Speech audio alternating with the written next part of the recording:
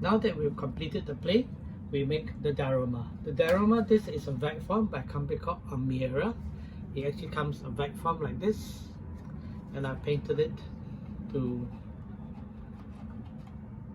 make it look more realistic. So the prime subject of this diorama is the Spitfire. So we put the Spitfire in the center, and then we put a recovery vehicle.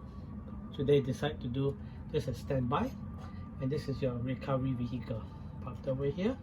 And then we show it have some life, so someone's fixing part of the plane, refueling.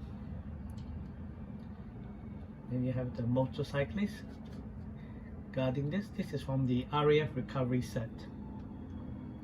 This is some cyclists, a guy for fire safety, and then people perhaps fixing the wheel.